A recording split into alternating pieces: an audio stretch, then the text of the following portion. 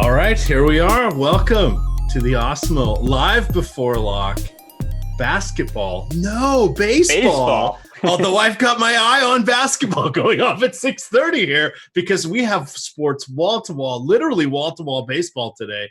We had hockey starting at 11 because there was the fourth or fifth longest game ever last night. There was a goalie that had over 80 saves.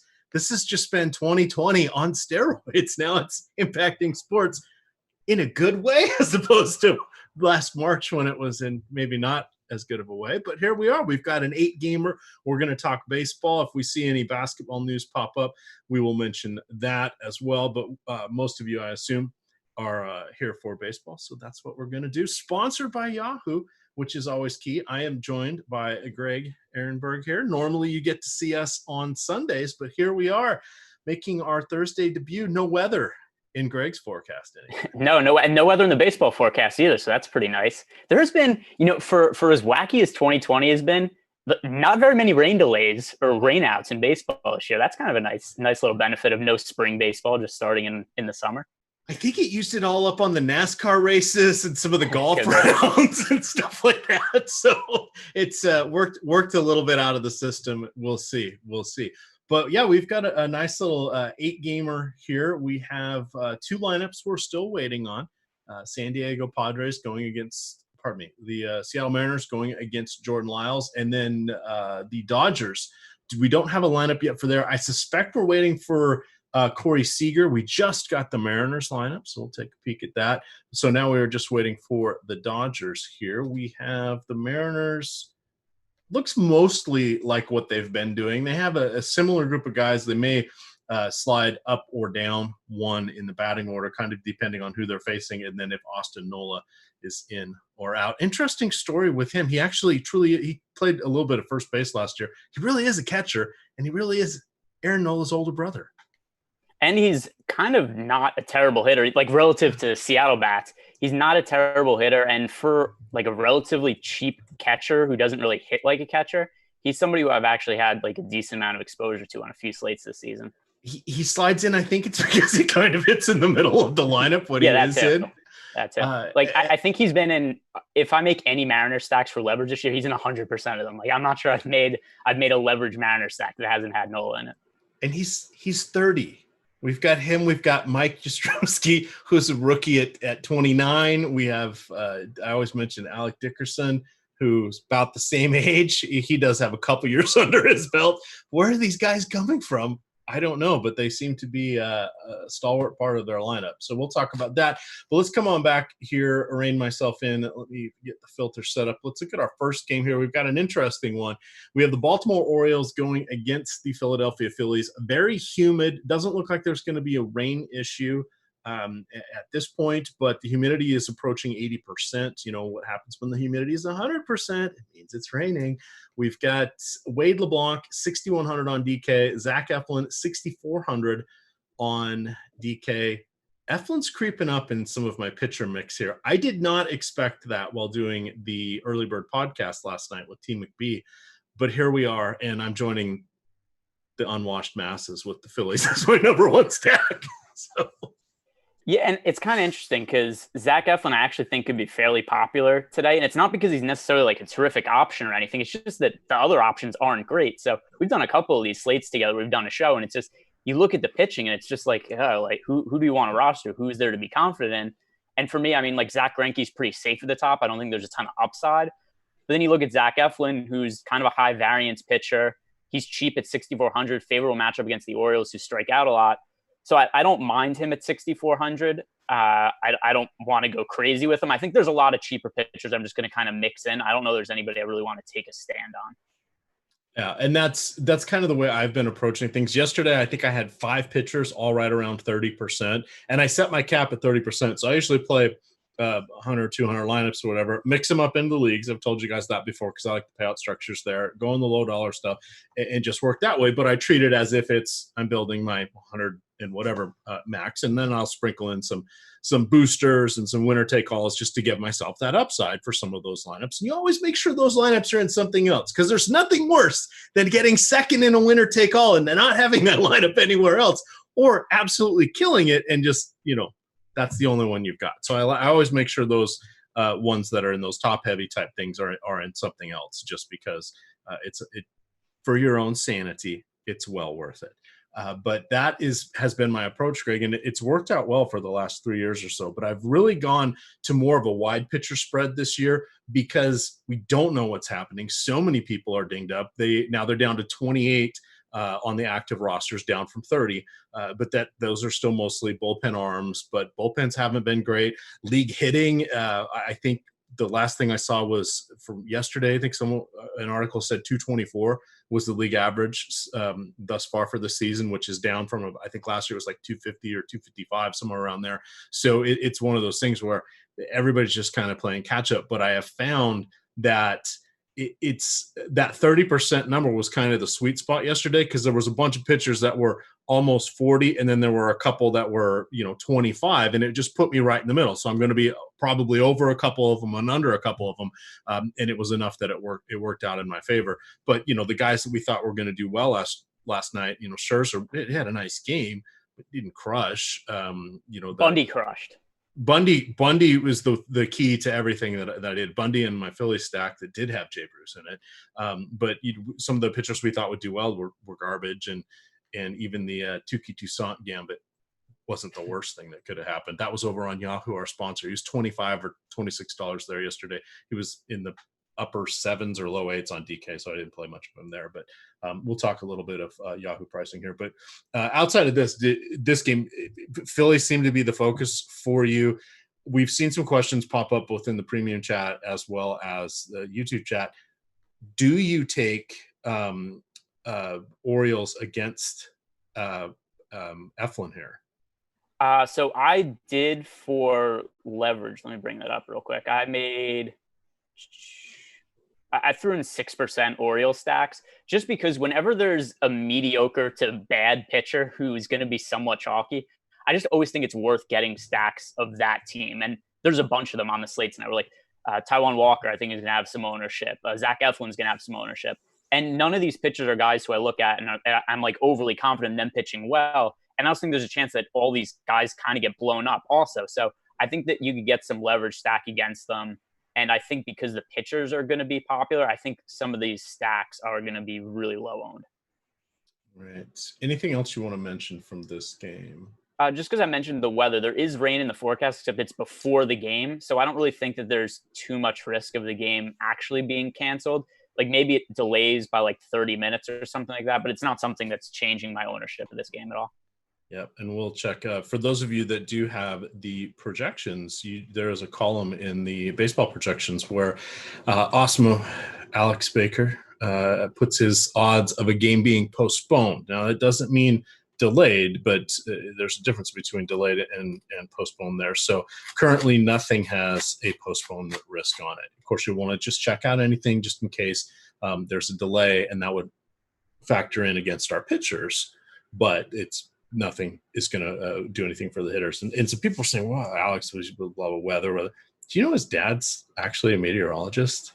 Really? Some I can't remember if he teaches or something like that, or is more in the academia. But yes. So as I was sitting around the dinner table as a kid learning about sales, because that's what my dad did, I'm sure Alex probably learned a little bit more about weather than any of us did in our 7th grade science classes. So just wanted to throw that out there. He does have we'll give him a little hint of a background. It's not like his dad was a brain surgeon and he's going to be at the operating table.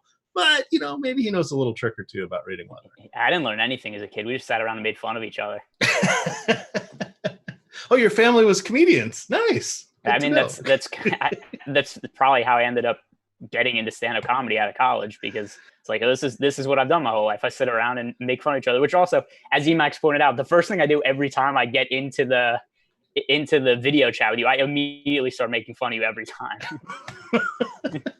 I don't feel bad now. I don't feel personally attacked.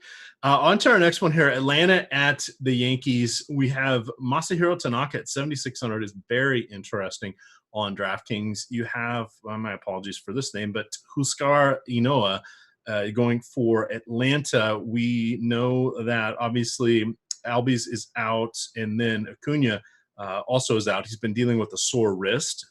He was having that examined this morning. Clearly He's not in the lineup. That gives us some cheaper guys a little bit down the bottom half. Going against Tanaka, a little bit of boom or bust. We know he does allow some home runs from time to time. He's been screwing around a little bit with his pitch mix. If you guys got to hear the early show, Laffy and Adam worked through that a little bit this morning, discussing potential changes. And their main thing was, hey, it's really hard to tell. These guys only have a couple starts under their belt. So when we're saying, oh my God, it's 50% this year and it used to be 30%, they're like, but he's only thrown a few hundred pitches. That's very, very, very small sample size. I mean, he's literally thrown 7 innings this year. Yeah. So you've got just be careful on that. But they were saying, hey, it's better to be a little early on some of these potential changes. And that was more of a, let's file this one away. We don't think it's actionable for tonight, but it's still, he's a viable pitcher at a decent spot. Pitch per dollar seems pretty good here. Where is he ranking for your pitching this evening? Yeah, he's one of my favorite SP2s on DraftKings. One thing that's really quirky looking at his strikeout numbers, 2016, he struck out about 7.5 hitters per 9 innings. 2017, over a hitter per inning. 2018, over a hitter per inning. Then last year, 7.5 hitters per inning again. And this year, he's so far over a hitter per inning again. So he's kind of these weird strikeout numbers where they just kind of go up and down. And maybe there's something to do with him tinkering his pitch mix. Maybe this is something he does like every other year where he's like, all right, time to rework things. And he just kind of becomes a little bit different of a pitcher. But he's a guy who in the past we've seen with the strikeout upside. He can strike out over a hitter per inning. I think he's overall a pretty solid pitcher. He does have some home run issues that he gets into from time to time. But if we look at this slate and just how poor some of the pitching options are, like Tanaka at 7,600, he's a much better pitcher than the guys like Jordan Lyles, Taijuan Walker, Zach Davies, like the guys who are priced around him. He is more strikeout upside. He's just an overall better pitcher than them. I understand the matchup isn't necessarily ideal, but like you said, Acuna's out. This isn't the Braves at full strength. So just given the overall makeup of this slate, Tanaka is the SP2 that I'm going to have the most exposure to on DraftKings. Okay, and that definitely makes sense. I'll know a little bit more here in a minute. I'm kind of seeing thunder and lightning in my area there. That was nice. But fortunately, Josh is producing, so if anything goes amiss here, he can pop on with you. We do have a Raptors starting lineup here. It's going to be Kyle Lowry, Fred VanVleet, Norman Powell, Pascal Siakam, and Marc Gasol. We know that a bunch of people are not playing on Thursday. Thank you. Not exactly helpful. We did get in the Sixers starting lineup. They're going to go with Milton, Richardson, Harris, Horford, and Embiid. So after that, we don't know what kind of minutes anybody's going to play, but that'll at least help who's in or out. No, oh my God, I've got to change this moves for this game. So that's going to lock in 17 minutes. So if you haven't done updates, reswaps, or whatever you might be looking to do on NBA, you'll want to jump in on that. And then reminder, we do have, of course, all of that fun stuff behind the paywall at Awesemo for projections, for the ownership, for all of that stuff. So you can check that out as well if you get behind the paywall. Okay, let's see. Where's the Yankees stack for you on today's slate? 16 teams. It's the Yankees. Even without Stanton, they're always going to kind of be up there. And no Judge today either. Oh, no Judge today. He was lifted for a pinch hitter last night, but I don't remember. They're just calling it lower body soreness. There's nothing really more specific than that. So here's the deal with the Yankees. They are pretty expensive, but there's also not very many pitchers that I'm really looking to break the bank for. Like I have Greinke exposure, but beyond him, like Snell's on a pitch count, so I don't really want to have much exposure to him. The rest of the guys that are going to be popular, kind of worth rostering, are on the cheaper end. A lot of guys like Tanaka in the low 7,000 range or so. So for that reason, I think that this is a slate where I like the Yankees. It's not all that difficult to fit them into lineups. We've got, like you said, Huascar Ynoa starting for the Braves. I don't think that he's particularly good. And it's kind of a weird thing, too, where without Judge and Stanton, there's almost an argument to be made that it makes the Yankees more viable in a sense, just because they're cheaper overall.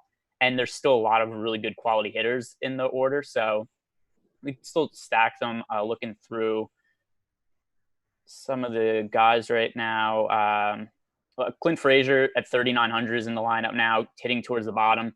Even though he's in the 8th spot at 3,900, I think Clint Fraser is viable. He's somebody who I think is a really solid hitter and just hasn't really gotten a chance to play very much because the Yankees just have so much depth at outfield that he's never gotten a chance. So he's the one guy that stands out to me as a potential value play that I don't think the public will be on very much. Gary Sanchez is a little overpriced at 4,600, but he always has homer upside from the catcher position, which is hard to find. So I don't mind him. So I think the Yankees are worth stacking, but it's not necessarily my favorite stack on the slate. All right. Anything you want to mention about Atlanta, or are we good? Not really. I mean, if you want to play some of those guys as one-offs, just because Tanaka, if he does get hit, it's generally via home runs. If we look at his home run to fly ball rate the last few years, 15%, 18%, 21%. Sinker ball pitcher, guys with uppercut swings that hit fly balls, those are the types of guys that could get to Tanaka. And if he goes poorly, it's probably going to be because he gives up 2 or 3 home runs. I don't necessarily want to stack against him, but maybe some individual guys like Marcell Ozuno's home run upside. I mean, Freddie Freeman obviously does as well. Dansby Swanson started the season off well. All these guys are okay as one-offs, but it's not a team that I really have interest in stacking. All right, let's continue along there. I got my basketball lineups in, so I am all good. Now it's time for baseball.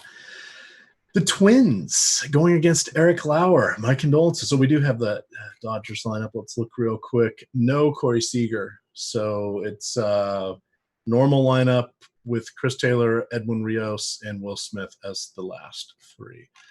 Back to Kenta Maeda going against the Brew Crew. Somewhat interesting, 9,100. Not our favorite price point, but again, not the worst. There's no team that's, Coors Field already played. There's no real spot where we have to play hitters tonight.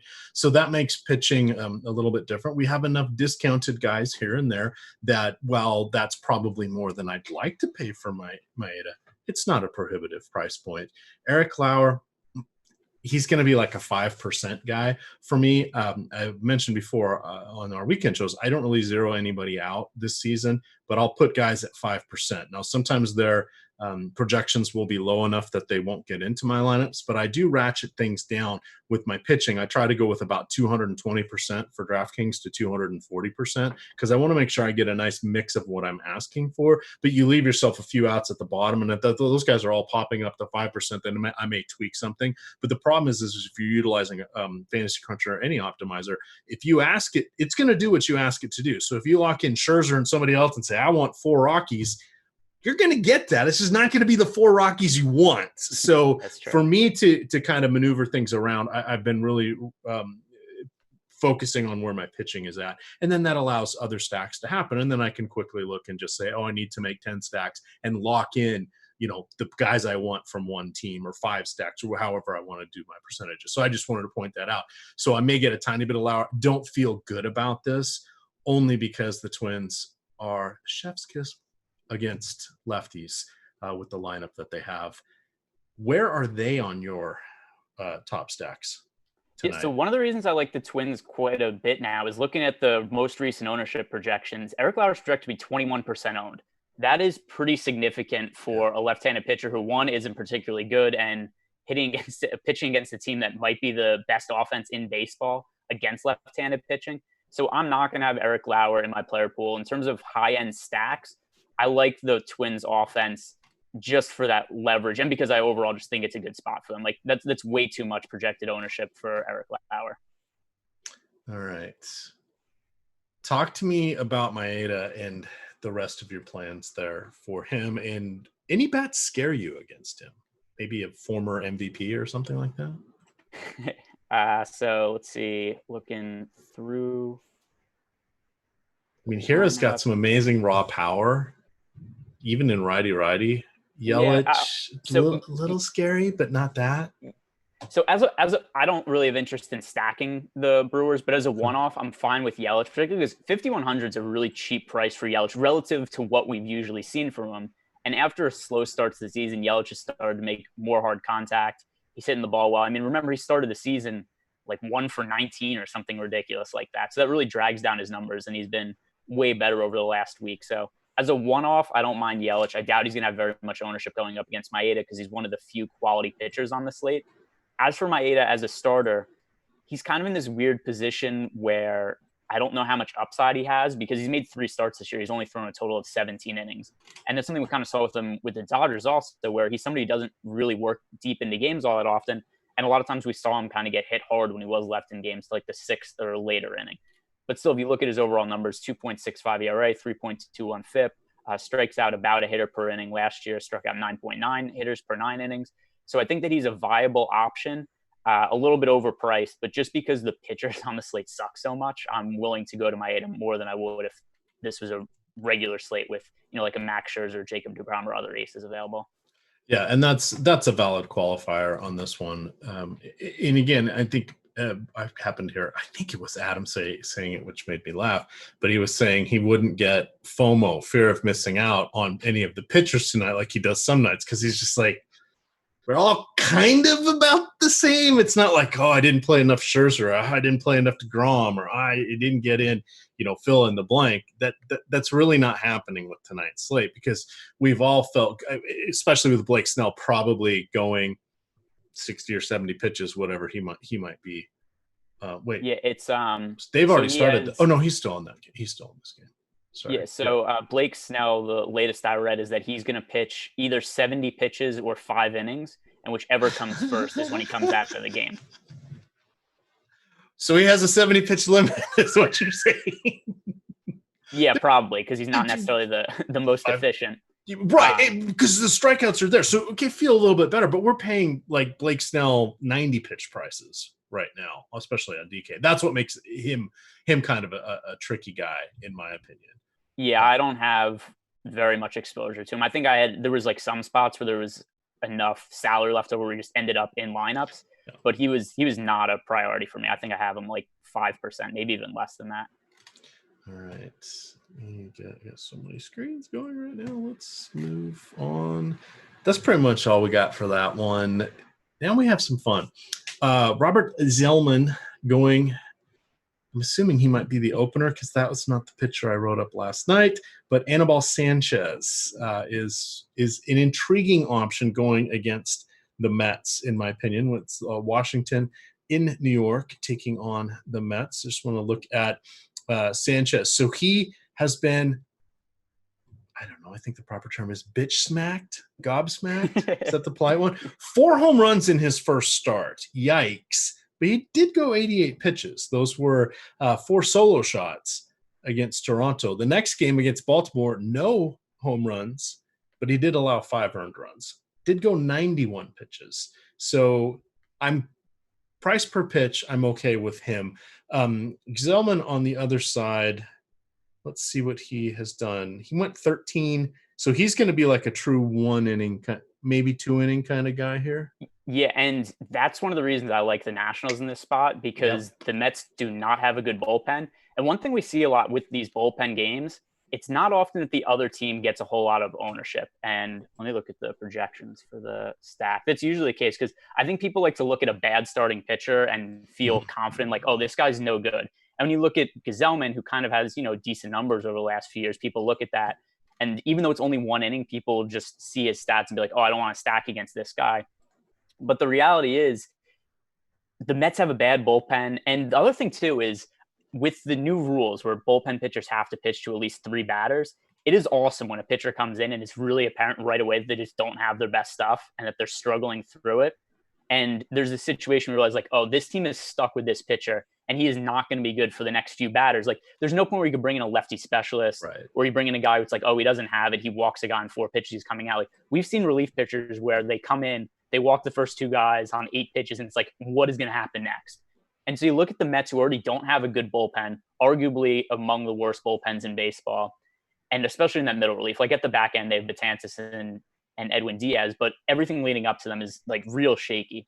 And this game could get out of hand pretty quickly. The Nationals are projected for, where are they? Only 5% stack ownership. So that's a team that I'm going to be like pretty highly overweight to. Definitely a contrarian team that I like a decent amount. That's a really good point. And I hadn't I knew that rule was in play and all of that until you just laid it out like that. That just clicked for me to say, oh, because I keep looking at different relievers and you're just like, how are they all getting their ass kicked? Why is that? It's because, usually if they come in and they suck, they just have a pretty quick hook. That is not on the table anymore. They're just stuck in the game. And the reason also that I like really got on this was I had a bet on the Rangers earlier in the season going up against Madison Bumgarner, and they got into the Diamondbacks bullpen, and I can't remember who it was that came in the game, but he just sucked in a close game, and it totally blew the game open for the Rangers, where it was like a 4-4 game, and then a reliever came in and gave up like 4 runs really quickly. And then I was like, you know what, I'm applying this to DFS also, where if there's a bullpen game, which there's a lot more bullpen games now than there used to, I'm going to be way more apt to stack it than the field is going to be, just because if you have to bridge through whatever it is, 4 or 5 relievers to get to the end, just chances are one of them's going to suck along the way. All right. Interesting. Yeah, that's okay. I'm excited to be thinking through this and how that's going to work. Now, some of it'll come out in the wash, and the whole point is, I mean, you're hoping you get, perhaps that's kind of a reason. Maybe you've seen some of the other teams go a little more lefty-righty cognizant down their lineups that haven't done that in the past, or we've seen like the Dodgers are really spreading out their lefties this year, et cetera. Like Muncy's batting well down the lineup a lot of times here. We've seen him sixth a fair number of times. So that makes more sense why they might be going that route, just because it really makes it harder. Because everybody got so used to just guys coming in for 1 or 2 outs or whatever, but now they got to stay in there. So the lefty specialist is dead. We've got it's the era of Pat Venditti is upon us. We've got switch pitchers who can't get lefties or righties out. But they're a novelty, so yeah. they've got that going for them. All right, okay, that was fun little discourse there, but that was something that was worth following up on. So, Annabelle Sanchez also. I have concerns about Annabelle Sanchez because, first of all, he's 36 years old, so he's not young. He's had a fairly long injury history when he was younger. He's had kind of a resurgence if you look at the last couple of years. 2019. 3.85 ERA with the Nationals, in 2018, 2.83 ERA with the Braves. Before then, he had a couple of really bad years in a row where he was a guy who was like a 5.6 ERA type pitcher. And now his velocity is dipped to start the season. And I'm kind of wondering, is this just the start of the end for a guy who was a good pitcher early in his career, kind of started to lose it and kind of recreated himself and figured out how to work with diminishing stuff. And now it looks like with his fastball velocity is down 1 mile per hour so far to start the year. As you mentioned, he's getting hit very hard, 21.1% home run to fly ball rate, 7.84 ERA through his first couple of starts.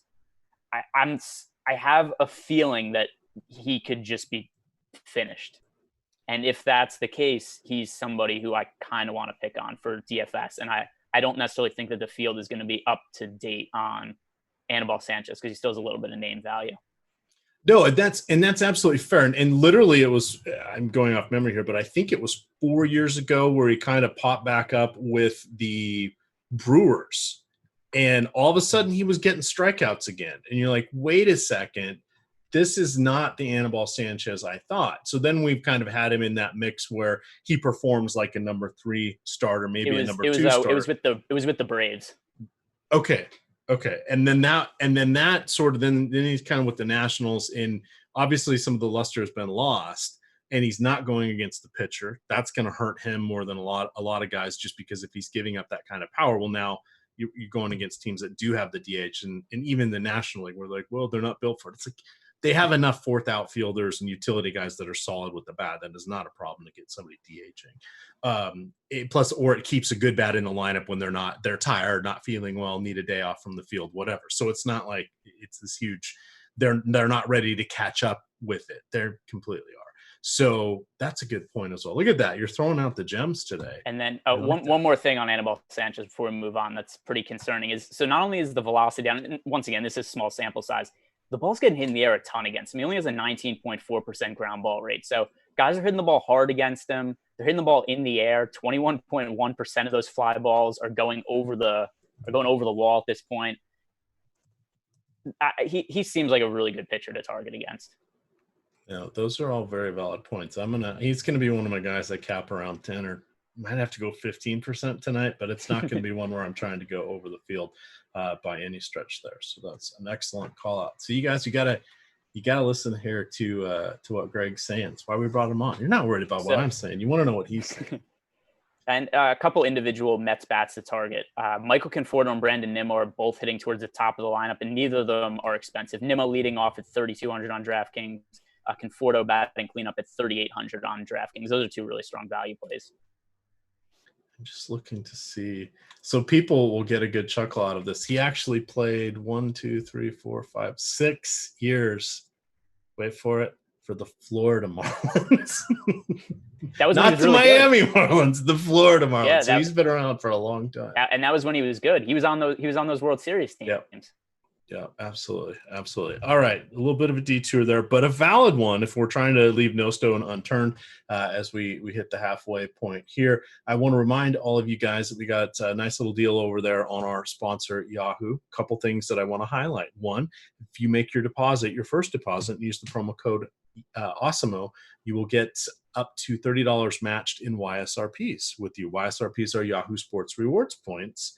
They'll match you dollar for dollar up till $30, and that is their site currency. And you can use those immediately to enter into any contest. So that's a good deal. Two, they also have late swap now. They've had that for a while, but they've got CSV upload and CSV edit. For a while, they had CSV upload, but not CSV edit. They've got the full suite of everything now. And they're also running some management fee-free contests. Now, the fun thing about this management fee, it's what they call the rake, the site fees. So they usually have 10 to 12% management fees, where we know the other larger sites have about 16%. Some get as low as 12, but most of them are 16%.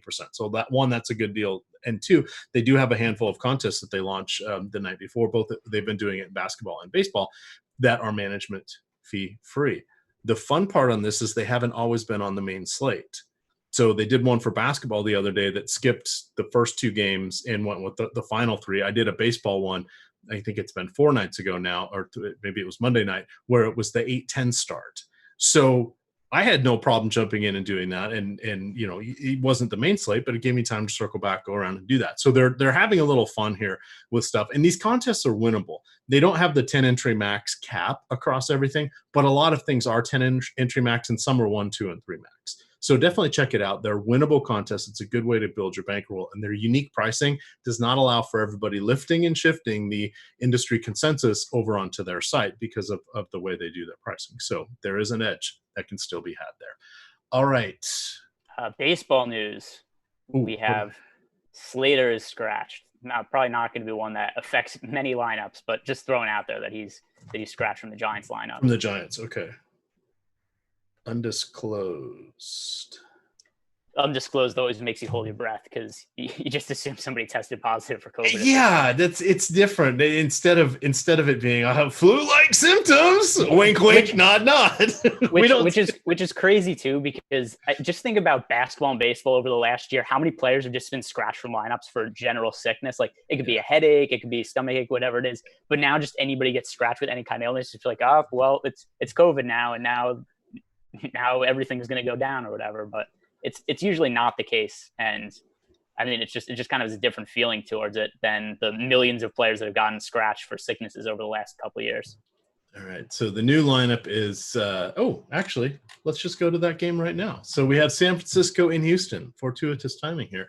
The new lineup is going to be Yaz, Dickerson, Flores, Belt, Longoria, Pence, Brandon Crawford, Tyler Heineman, and Mauricio Dubon. Ouch. There's some old guys and there's some older guys in this lineup. Brandon, you know what there aren't good hitters. That's what they don't have. I like Yaz. He has been phenomenal. That's People don't go to him. He actually. Yeah, and they won't tonight either because he's 5,600 on DraftKings. That's a ridiculous price tag. And he's 30 with 500 career at bats. How is this possible? He's also, last I looked, he's like second in baseball and wins above replacement or something. So I'll give you that. He is fine, but at his current salary, he's not a DFS viable play. No, that part at 5,600, that part becomes a little problematic going against Greinke. But I will take his alternate, his understudy, if you will, Alex Dickerson at 3,900 and have zero problems with that against Greinke. What do you want to talk about here regards to Zach Greinke? Seems like the pitch speed down a little bit. Is Father Time catching up to him as well? Could be. Greinke's kind of a pitcher, though, who's so crafty that I kind of think he's somebody who could still be serviceable as he gets older and loses velocity, because we've seen him recreate himself a couple of times, and he's never really been bad. So I'm pretty confident that whatever happens with Greinke, he'll at least figure out how to be, a viable pitcher for a while.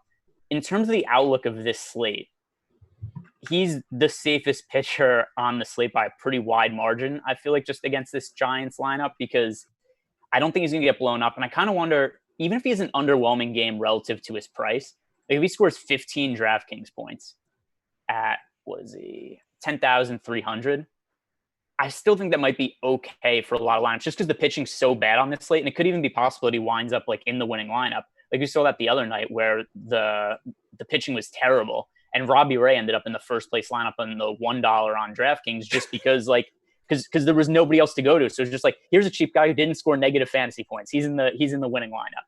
So I don't know that something like that, where the pitching just so bad where it doesn't matter if he doesn't have upside because he's floor that nobody else does. Like for cash games, I certainly think you need to play Greinke.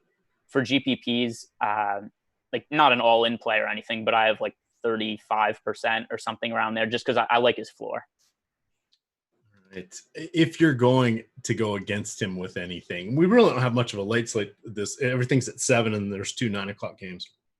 But if you're going against him, I'm still fine with Dickerson. There's really one-offs. If they get in my lineup, I don't care that much. Brandon Belt, I guess, always fine, particularly on the road. He still is a reasonably good hitter. The one thing is Houston's also so much more favorable to right-handed hitters than left-handed hitters. Crawford boxes. So that's another issue, is like I look at Greinke and it's like, well, if I want to roster hitters against him, it would have to be left-handed hitters. But at the same time, it's like Houston isn't necessarily the best spot for that. I don't know. The Giants don't have a good offense. I don't even think for the contrarian or for the leverage, I don't think they're worth playing tonight.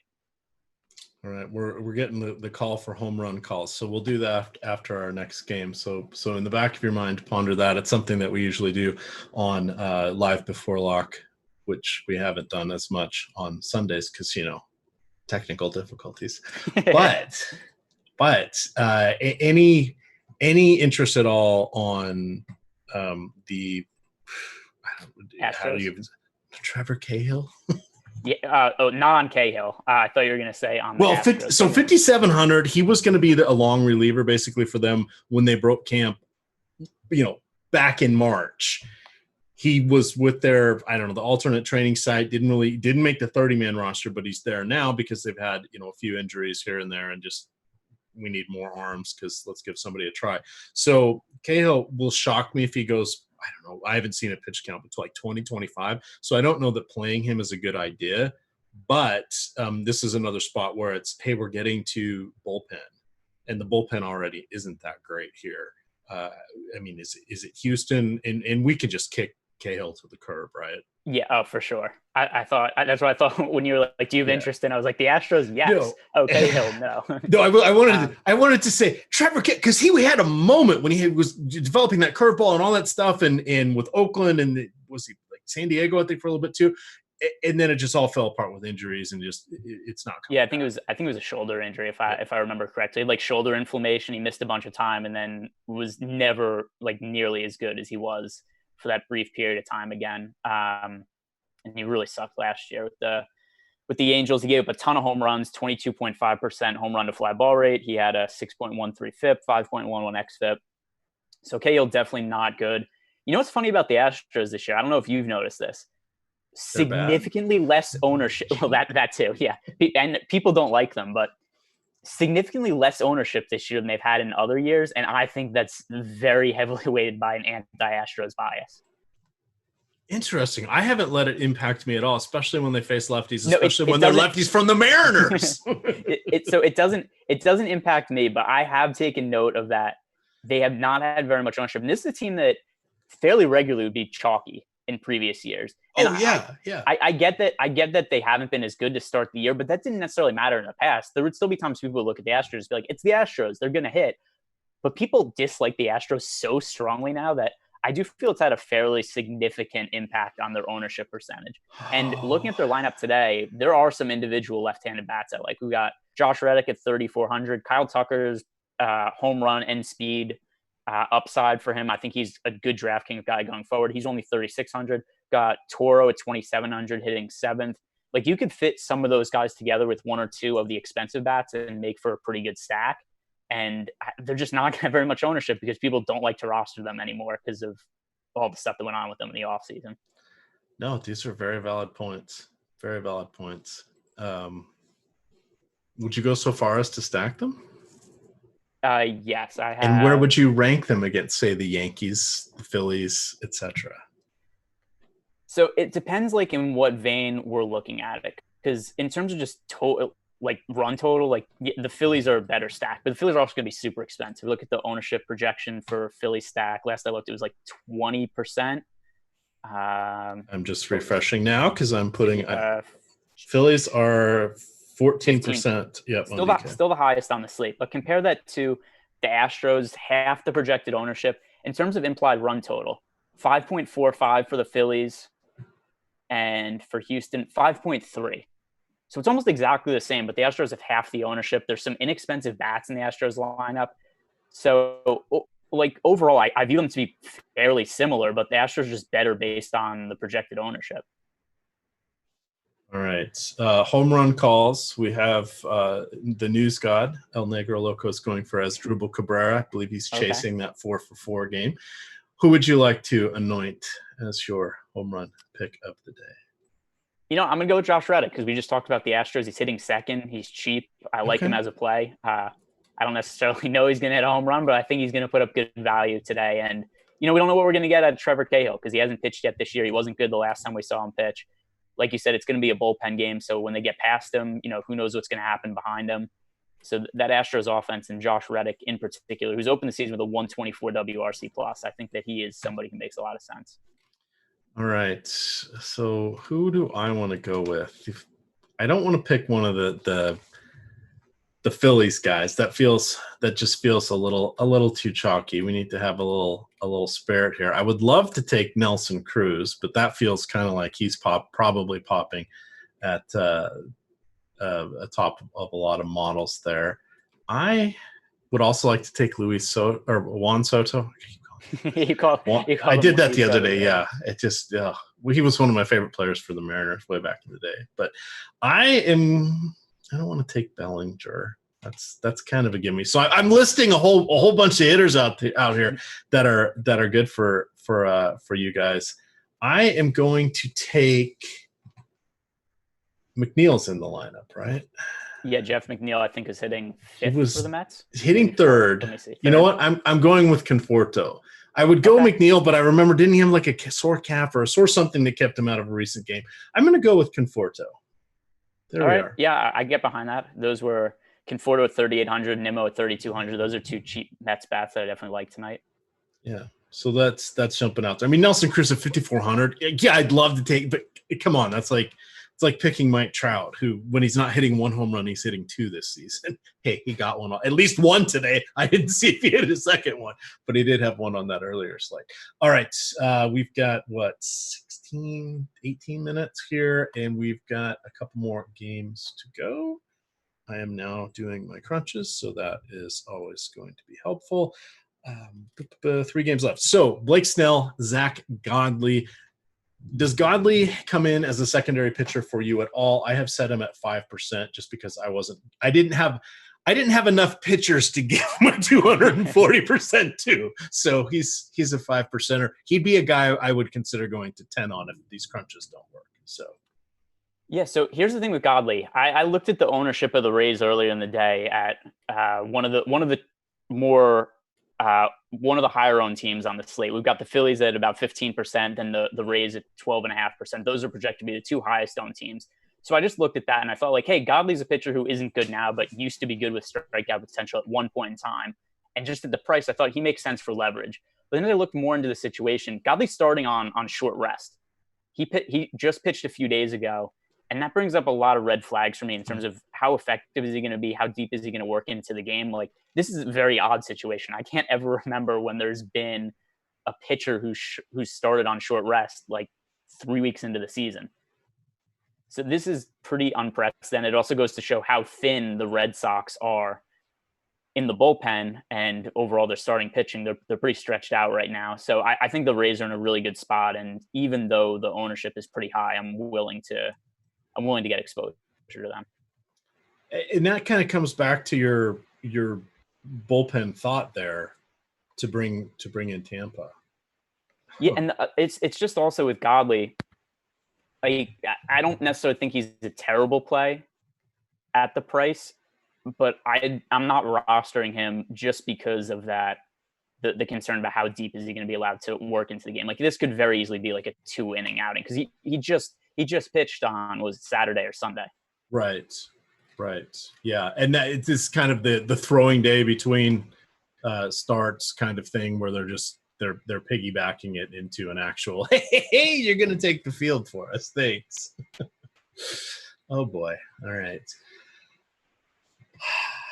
This pitching is just more and more quicksand. So in the next two games, which also getting back to, that's kind of what I like about Greinke, where it's like, I don't know how much upside he has at that price point. It's probably not a ton, except it could just be one of those slates where the floor is more valuable than the ceiling. Right. So then our next up, we have Taijuan Walker and Jordan Lyles. I am actually interested in both of these guys. As is the field. As is the field, right. So for me, it's price, and it comes down to Lyles 90 and 78 pitches in his last two starts. He's allowed just one home run so far on the season. Strikeouts are not that great. It's not his thing, but hey, it's the Mariners who have been doing it with smoke and mirrors. I say that as a Mariners fan. On the other side, you've got Taijuan Walker, who had a nice moment against Oakland, but then scuffled in his two starts around it. Again, this is just kind of the roof should be closed there in Texas. We don't have really good sources on that, but I think their default position for it is going to be closed. The reason it was open a couple days ago, they wanted to see what it was going to be like. They're like, we haven't had this thing open yet, so they chose that day to have it open. And I read a few articles, and they're like, all right, well, now we've done a game with it open. We're probably just going to keep it closed because it's hot here in Texas, and that's why we got the roof. Sort of thing, because just so you guys know how that works. Unlike Houston, which has a decent site where you can kind of see what's going on with their roof. Milwaukee has one. Miami has the worst one. Their team website refers you to a Twitter account that doesn't update, which it's done for the last 3 years, which is awesome, Miami. And then the best one is Arizona. They've got a nice one and they usually tell you for the entire homestand what their plan is. And rarely do they deviate from it. Sometimes they do every now and then, but rarely do they deviate, especially at this point of the summer. Sometimes they will in September, sometimes they will in April or May, but for the most part, July and August, they don't deviate. So I just bring that up because those are things we want to look at. Because of all those conditions and their prices, I can see why the masses are going this way. So I haven't updated our recent ownership, but we have them at 28. The one I pulled up 28 and 25%. I'm going 35 on both these guys. So tonight I'm setting my max at 35 for Walker, Eflin, Greinke, and Lyles. And to your point, this is kind of for the floor. I'm hoping for a little bit of safety. I'm hoping these guys don't implode. And if they do implode, they still get 7 to 10 DraftKings points. Then the next group of players at 15%, Lauer, Tanaka, and Maeda. I'm still a little concerned about Lauer there, but the field's going to go probably 20-25% on him. I need the savings, and I think he's going to get some pitches. It's risky as hell, and I will have twin stacks, but I've got him. And then Blake Snell, I'm going with 10. And then I set everybody else at 5, but the only people that are really coming in are Sanchez, Godley, and we'll get to him, Mike Gonzalen. Or Tony Gonzalen. So I'm just looking at those guys, and I'm feeling relatively comfortable with this for perspective. How does that strategy look? Feel the field where I'm going? Do any of these seem out of balance for you, and how are you approaching it? So I don't. In general, I don't really like these pitchers, and I think that both of them have the potential to have pretty bad games. I don't think either of them have potential to have a huge game. Mm-hmm. I mean, anything's possible, but within like the likely scenarios, I think that these guys are way more likely to score 0 fantasy points, say, than like 25 or more. So the bust potential is greater than like the super high ceiling potential. So I like being underweight to the field to these guys. In terms of just the guy, it's hard to have zero exposure to them also just because the pitchers are not good tonight. But if we look at the overall pricing, like I think Eflin's a better choice than either of these guys. I think Tanaka at 7,600 is just a way better play than either Taijuan Walker or Jordan Lyles. Because to me, just Tanaka at 7,600 and his track record, like he's a guy who not necessarily like a Cy Young type candidate at his peak, but he was a guy who's like a second or third starter in a rotation. Whereas we look at a guy like Jordan Lyles or Taijuan Walker, these are end of the rotation starters. They don't have the same talent level as Maeda. And Maeda is also a guy who strikes out a hitter per inning. So that's the kind of upside that we can't get from these guys. So if you need to roster somebody in this price range, I go to Tanaka for what should be slightly less ownership than on either of the pitchers in this game. Right. Batters that you want to focus on in this game. Gallo, of course. Bringing up the pricing. You know, I haven't made Kyle Seager at 4,500 on DK. It's 2020. That's all I can say. He had a grand slam the other day. I know this shouldn't be happening. I'm thrilled, but this shouldn't be happening. Where was this when they really could have used it 2 years ago when they were making a run for the wild card spot and they needed any offense? So I don't very often stack the Mariners just because, like you said, it's smoke and mirrors. I don't think this is going to be a good team long term. It's not somebody I want to invest money into. The Rangers, I think for the leverage, I like them a little bit as a stack. They also have some good power lefties in that lineup. They've got Shin-Soo Choo leading off. Willie Calhoun, who can't really play the field at all, which has hurt his playing time at the major league level, but he could hit at 3,700. I think he's a really good play. And obviously Joey Gallo, 4,700. There's arguably nobody with more home run upside on any individual slate at any point in time than Joey Gallo. So he's a good one-off play. So those three lefty bats from the Rangers, I think, are guys that are worth exposure to, especially just for the leverage, because I don't think that many people are going to stack the Rangers just based on what the projected ownership is for Taijuan Walker. Revenge? That's not my thing. Shin-Soo Choo came up as a rookie in 2005 with Seattle. Okay. Let me think. 6 years later, DFS was invented. Here's the thing, though. You know what the real revenge is? Being good for another team and making just a crap ton of money when the other team wouldn't keep you around or give you playing time. Like that's the real revenge. The $100 million contract he got. Yeah, that's the revenge. He's happy with that. All right. Final game of the night, and we'll get over here and look at some questions. We have Zach Davies going against Tony Gonzalen. Your stack of the late night is going to be the Dodgers. You will not be alone. No Corey Seager in the lineup tonight.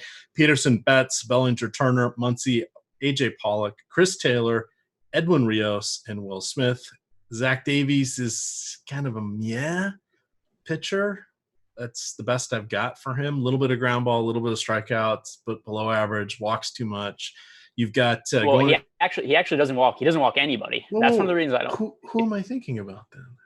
So if you look, Zach Davies, I think he might have only walked one hitter the entire season so far.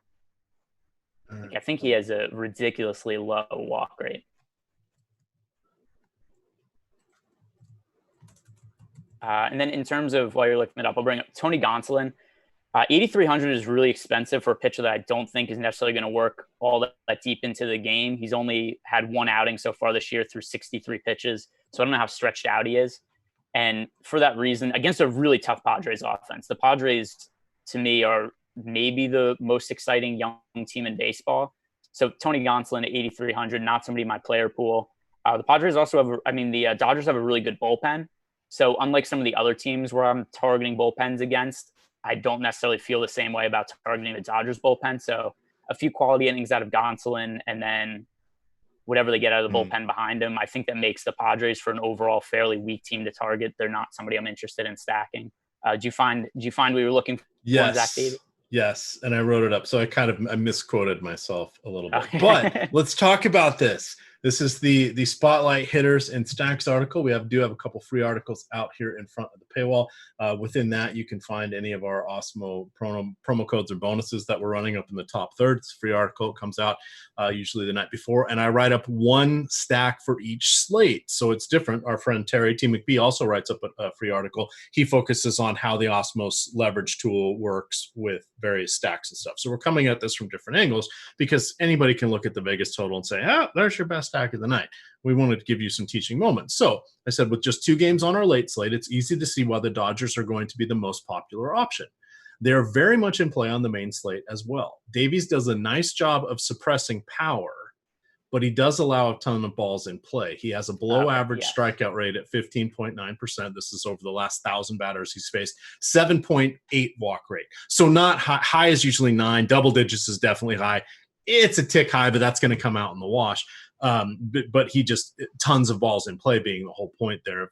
If 16% of the people are striking out and 8% of the people are walking, that means 75% of the balls are doing something that are going out towards the fielders. So a lot of chances for good things to happen when that many balls are in play. Yeah, I think those are good points. It's the other thing that gets me with the Dodgers, just the pricing is so high. Like you look through the line up the top, you got Jock Peterson's 4,500, then you got Mookie Betts 5,900, Cody Bellinger 49, Turner 47, Muncy 52. Like even though the pitchers on the slate aren't all that expensive, it's tough to make a stack with players that are just that pricey. And then you get to the bottom of the lineup, it's like even Will Smith is 4,100. I guess AJ Pollock's okay at 3,400. But just because of the pricing, I don't have all that much interest in them. And then Zach Davies is a pitcher who he does give up a lot of contact, like you say, but he's outperformed his peripherals for a lot of his career. Like last year, he had a 5.2 xFIP, a 4.56 FIP, but a 3.55 ERA. And we've seen that from him a lot. He's a pitcher who gives up contact, but kind of manages it well. Doesn't necessarily, like you said, he manages the damage. There's other teams I prefer to stack than the Dodgers, but I also agree with you that Davies is not necessarily the best pitcher in the world. Yeah, good. Did you hear that little alarm there? I've got a flash flood warning. I'm not to leave my house. They send you the text to the phone where the phone just starts buzzing uncontrollably. The other night it happened at like 2 a.m. That was not fun. It was not fun. I couldn't figure out what was going on. I couldn't turn it off. It's like, what's going on? Because you're like, all I can think of is the early warning system. Like, the missiles are inbound kind of early warning system. They wouldn't send us an alert for that. It's just like, God, it's raining out. There might be water somewhere. Yeah. So there we are. But yes, tough one here. So fortunately, the Nationals are on the road. All right, those are all valid points there for the pricing. That's good. So because of that, I actually am having to force in the stacks to get who I want. So as I mentioned, the optimizers will do what you ask them to do. I'm getting 4-man Dodger stacks. They're just not really the 4 Dodgers I want, and I'm not getting nearly as much as I would like. So right now, before I force in a few more Dodger stacks and probably some Twin stacks, I've got 15% Mets, 15% Nationals, 12% Twins, 11% Houston, 10% Dodgers, only 6% Yankees. I thought I would have more, and only 4% Phillies. I really thought I would have more. Yeah, so let's see. I mean, if you look at that, actually kind of surprises me that the optimizer didn't spit out more Phillies for you, just because the prices are kind of reasonable for the Phillies, at least certainly relative to like the Dodgers. The Phillies pricing, you've got Andrew McCutchen at 4,100, Reese Hoskins 3,800. Do you remember how like hot Reese Hoskins was when he first broke into the league, and he looked like he was going to be one of the better hitters in baseball, and then he's just totally stunk it up over the last year? What happened to good Reese? I miss good Reese Hoskins. So here's what's happening. I'm not getting them as stacks, but I've got them as one-offs at 30%, which is my player cap. So, all in. Let's have some fun here. So I'm just going to make a few concerted Dodger stacks and Philly stacks. But see, that's what you want to go check and see what exactly are the stacks doing? Are they doing what you want them to do? Because clearly that wasn't, but they are making up a tremendous portion of my player pool. So again, look at the output. Look at the output, because you want to make sure it's got you covered. Like Garver, and I'm also getting a ton of Garver and Nelson Cruz as one-offs. So which that really makes sense, because both of them just absolutely crush left-handed pitching. Like Mitch Garver is arguably the best catcher hitting left-handed pitching in all of baseball. If I remember correctly, he had some ridiculous 220 WRC plus against left-handed pitching last year.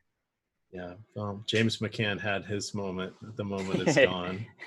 Hicks had his moment. The moment is gone. Wilson Ramos has been solid, but not so much anymore. Mitch Garver hit 31 homers last year in 93 games as a catcher.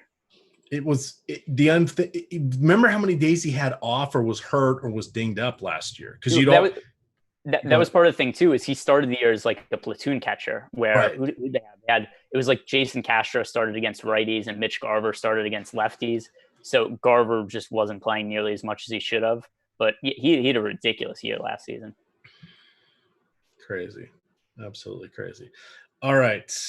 Before I break anything else, I am going to download my stuff. Let's see if we got any questions in chat. What would Trey Turner doesn't steal bags anymore? That's a good point. I think they're trying to keep him healthy. Short season. He's a guy that's dealt with some hand injuries and such, so it would not shock me if they're intentionally not running with him, because no more Rendon. Their offenses. I mean, when you're no Zimmerman, when you're counting on Howie Kendrick's bats, they got to keep Turner healthy there. They're saying, would you go with Tanaka and Maeda and go away from Eflin? There's a good question. I'm fine with that. I have Tanaka and Maeda both in my player pool. I prefer Greinke to Maeda, but I do think Maeda is viable. Somebody said before, he's more of a high floor pitcher than high ceiling, but this is a slate where I'm really valuing the floor more than the ceiling anyway, because the pitching options are no bueno. Do you ever make a lineup and if everybody comes in the starting lineup as your placeholder, you just keep it just to see what happens with it? I am. Explain that again. So I made my placeholder lineup. For baseball, it's kind of hard sometimes because, I made a legit lineup for what I wanted. So it's Lyles, Walker, and then a Dodgers in Philly stack, and everybody's in the starting lineup. I've got to keep that intact in at least one. So that's like a superstition type thing. I think so, but it's not a bad lineup. Will Smith, Hoskins, Muncy, Segura, Gregorius, Harper, Bellinger, and Peterson. It's a good lineup. You hate the pitchers, but the rest of it's pretty good. Yeah, I do. I do have some Jordan Lyles. I'm so underweight to Taijuan Walker versus Phil. Walker's in 3% of my lineups, so I am taking a pretty hard stance against Walker. All right, I just want to make sure I have. I'm in the middle of crunch hell, and I've got 2 minutes here. What can you look at chat and see if there's any questions or if there's anything that you would like to circle back on? Round us up as we are 2 minutes out here. Anything exciting? All right. Well, I'm not going to get to my Mets stack, but let's not at the expense of my entire player pool. So let me look at the final ownership roundup for pitchers and give out some thoughts on it. So we've got on the high end, the chalkiest pitchers. We've got Greinke, Maeda, 30% and 27%. I'm really surprised that Blake Snell is at 25%. We didn't really talk about him a ton, but 25% for a pitcher who's only expected to throw 70 pitches or 5 innings. Pitcher could easily only go 4 innings. Like, I get that if everything breaks right, maybe he goes out and strikes out, like 7 guys in 4 innings or something like that. But I generally don't want to roster a pitcher who is that tightly restricted. And as bad as the Red Sox have been this year, the offense is still decent. A lot of the issues is just the pitching. It's the bullpen. In fact, they have like 3 starting pitchers because Chris Sale got hurt. So I look at that ownership for Blake Snell. I think one of the easiest ways to be contrarian on this slate, or at least to get leverage on the field if playing multiple lineups, is just being way underweight to Blake Snell, because 25% is like really ridiculous ownership projection.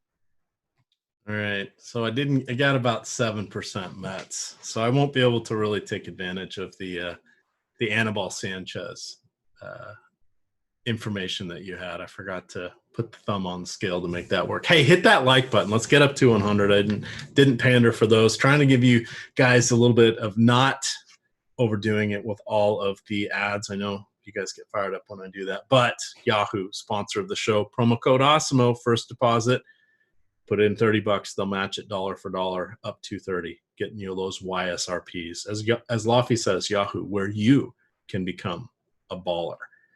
So definitely check that out. We've got a bunch of shows coming up here as we hit lock. I do want to point that out.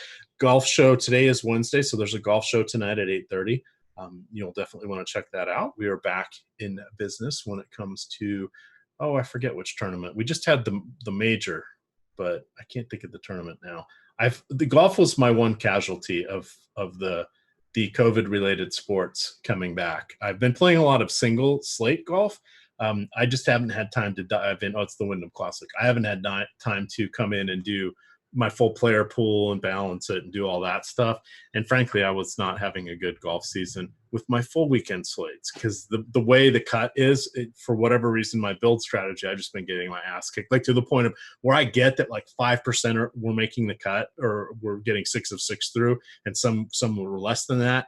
I was never more than like 2.5%. So I'm like, all right, enough of that. just cut your losses. Exactly. But been doing very nicely, at least treading water, if not making 10 to 20% every week on the single slate contests and on the weekend contests over here on DraftKings. And I owe that to the Awesemo projections and mostly Jason Roslin's article. He writes one of those up, I believe they're premium, but he writes one up for each of the single game slates. And he is also available in the Slack chat if you have questions. So that is very valuable for me. So I'm still doing golf. I'm just not doing the big full slate. And I've had a lot more fun. And I am not a huge fan of these showdown single slate games. I really like it for golf. I think it's good for hockey. I'm not a fan of it for basketball. I'm not a fan of it for football. I just think that there's too much overlap and it's harder to do. I still play it. I still do the content. The way I make my stuff, I have to do different contest selections. So I play a lot of 3-mans because that's better upside and ROI for me than trying to do these large field contests with a ton of lineups. So I just wanted to throw that out there. But with the golf, I'm enjoying it. I guess because they have 18 holes, a lot of stuff can happen. You're looking at between 65 and 80 strokes per se. It gets bad when you go over 72, good when you go below it. Or 73, depending on the course. But just want to throw that out there. That I think is one of the things we have here that is not utilized enough is the single game stuff. So don't knock it until you try it. Actually try that one. It'll be fun. Any final thoughts before we get on out of here, Mr. Ehrenberg? No, it looks like the slate's locked. We'll just throw in some NBA news before we log off. The Thunder have said that both Nerlens Noel and Steven Adams are playing, so that takes away any potential value in the front court. So to death goes Mike Muscala, the value play, and he goes back to the end of the bench where he plays 0 minutes. All right. Well, to celebrate that, or to at least put some ointment on the wounds, check out if you're a premium member, Jazzraz Ben Raza just posted that he will be doing an Ask Me Anything for golf for the next hour in premium Slack before his show. So that is a nice little feature you have as well. I've been asking him. I'm in one of those one and done pools where you get all the golfers, but you can play each of them once. A bunch of friends back from growing up in college and stuff. It's fun, but I have to ask him for advice because I don't. Just picking one. It's like, is this a good course for him or is it not? I know what the DK price said. The odds are all about the same. How do I do this? So very helpful. So you can ask him questions other than that. And he does a lot of golf betting, winning outright, first day leader, second day leader, etc. So that, for those of you in the 8 states that have that fun thing called sports betting, we've got content for that as well. But with that, we're going to get out of here. Shout out to one Josh Engelman behind the glass for producing. With that, gamers, good luck.